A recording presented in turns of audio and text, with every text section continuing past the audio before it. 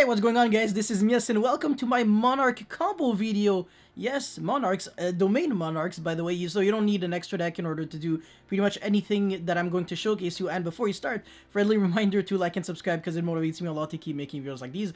And yeah, so for combo number one, obviously this obviously can't just be what you have, because you can't predict the two cards that you're going to draw with Pantheism. But assuming we're lucky enough to find Mithra and Aether, and eventually, of course, have a Pantheism setup, or just hard draw the card that you were about to, search, then you can do pretty much everything that I'm going to show you right now. So we're going to search for Domain, and now we're going to Tenacity for Return of the Monarchs, which actually allows you to search for pretty much any monster with the Monarch stats, not necessarily a Monarch monster. So the way the Monarchs actually function is that you identify them according to their stats. So if you have 1,000 defense with either 24 or 2800 attack, you can be searched and you are actually part of the quote-unquote archetype. And Tenacity and Return of the Monarchs are pretty much like the two cards that actually work like that. So this is why I'm actually clarifying this, because I will be accessing a card that doesn't have the word Monarch in its name, but actually fits the requirement that I just, mentioned 2 seconds ago. So of course we're actually going to special summon the Mithra, which is a card that I personally like a lot. I think people don't give it enough attention. I think it's actually an extremely good card because it special summons a monster on your field and on your opponent's field, and doesn't use your normal summon, and when it's tributed over, you get an extra tribute summon. And the reason why this is ridiculously important is because, well, first of all, you can chain block, putting the Aether in Chainlink 1, Return in Chainlink 2, and then Mithra in Chainlink 3. But also, if your opponent controls a monster, you don't have Domain, for example, but you have Monarch Stormforth, you can Stormforth and then tribute over your opponent's monster, and it's kind of... Mithra becomes like 2 monsters, which is kind of funny, and it's actually pretty cool, not gonna lie. So yeah, of course, you're going to do exactly what I just said, so Chainlink 1, Chainlink 2, Chainlink 3. Up until now, you're basically unaffected by Ash unless it was used on Pantheism. But to be fair, if you get Ashed on Pantheism, it's not like the end of the world, because it still has a really good graveyard effect. And also, not to mention, if you actually pitch something like a Prime Monarch, well, you're the winner here, my friend, you are. And yeah, we're going to summon Kuraz because, I mean, realistically, we don't really need all these cards right here. So we can just pop Kuraz and...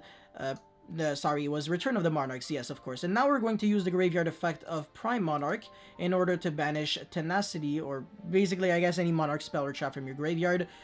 Just don't banish Pantheism because it's the one Monarch spell or trap that actually has an effect in the grave alongside Prime. So these two kind of always want to keep at least one copy in the graveyard, of course. And yeah, now we're going to get an extra tribute summon for Majesty's Fiend. So this is how you can actually get to Majesty's Fiend even if you don't hard draw the card, because it is really difficult to search for Monarch monsters.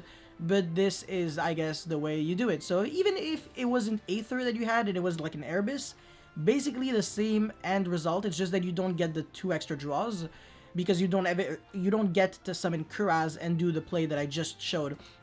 And just in case you were very, very lucky, with the Kuraz draws, you can actually draw into like Monarch, Stormforth, and Aether, and that is like an extra layer of interruption in case this Majesty's Fiend actually gets outed.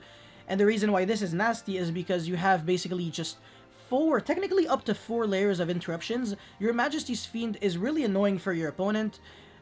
There is actually something else that I want to mention. Your opponent, if he top decks like an infinite for turn, he would have to crash the vassal token first because he controls a monster, which is bait for him.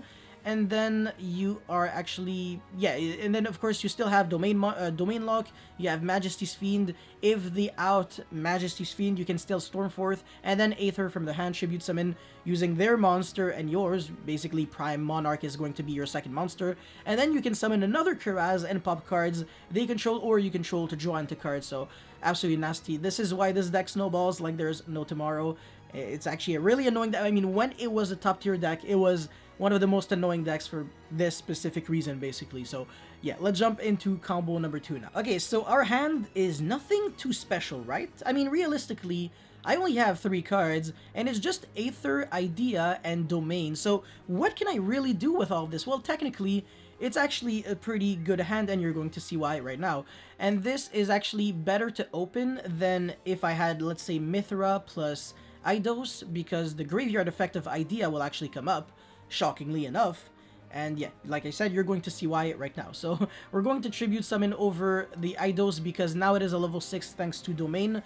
Basically has a cost down-esque effect, but not really because it can only be used on the level 8 Monarchs since the monster that you kind of target from your hand has to have 2800 attack with 1000 defense, and there is not a single level 6 or 5 monster in the game that has these stats. So, you know, the big Monarchs are the only ones that fit the criteria.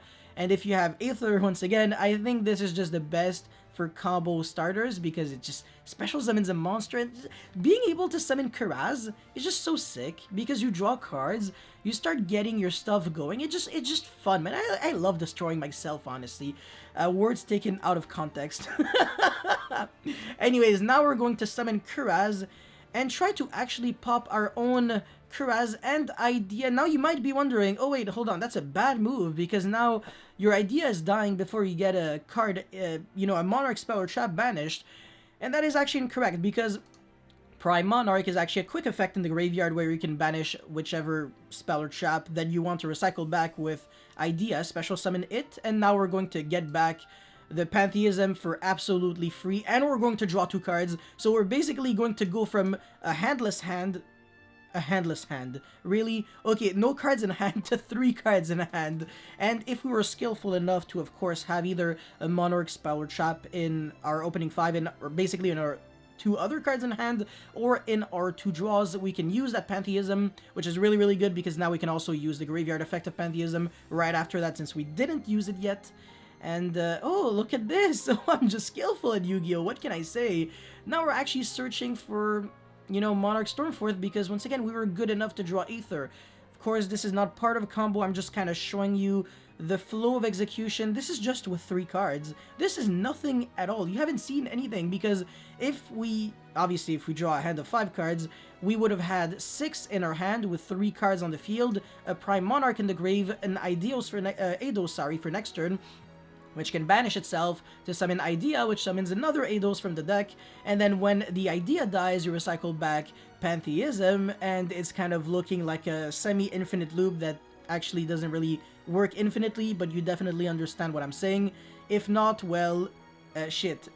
Anyways, combo number 3, I think, no, it should be, yeah, okay, alright, I guess I'm just showing you how you can use Aether's effect during your opponent's turn, but really nothing special. Yeah, okay, sure. I guess the one thing that's worth mentioning is that if you're, you know, if you can't really use Stormforth, or I guess if you get Night Beamed, literally the only way I can think of this, is that you can actually tribute summon for the Aether in your hand by using just any tribute summon monster. And of course, Aether number 1 was, you know, it tribute summoned, duh. So yeah, anyways, combo number 3 now. A going second combo that can actually OTK your opponent for 8,000 damage through Nibiru, through hand traps, through Dark Ruler, through Sphere Mode.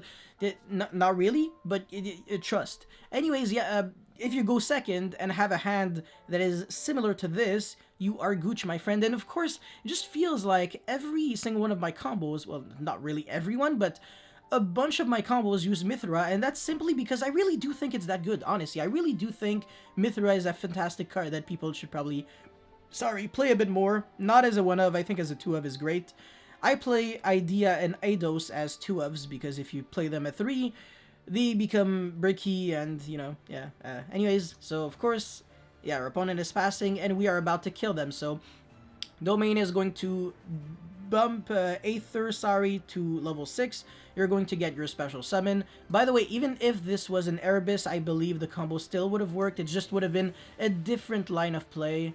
You actually would have had to not shuffle back the monster. That's assuming it's against like an empty board, by the way, because you can't really go Kuraz pop their card, because the turn Kuraz is normal or specialed, it cannot attack, which is kind of bait, actually. And yeah, I guess we're just going to be special summoning Aether or Erebus. Yeah, well, or Erebus, because to be fair, at the end of the day, right now, they're only 2800 attack vanillas.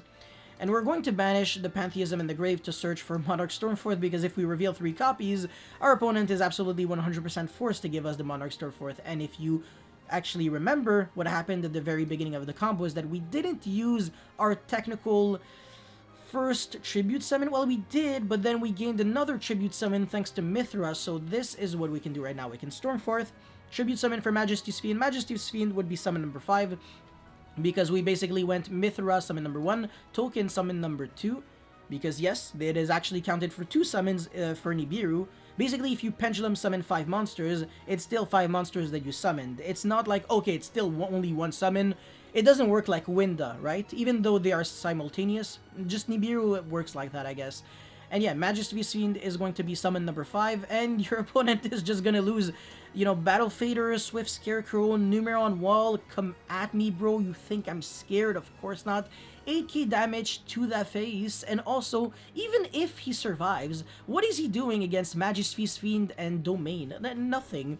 And you even have an Aether that comes back into your hand, and you can, like, tribute summon over this Aether, and then make, like, you know, Kuraz pop again. I mean, I guess that's if you... Oh yeah, this combo actually didn't use Kuraz. But yeah, basically that's all there is to it. Absolutely beautiful. I just love killing people. I was gonna say I love killing people. Once again, words taken out of context. LMAO.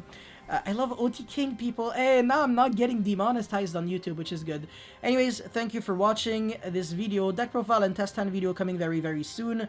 Once again, thank you for watching, and I will see you next time. Peace!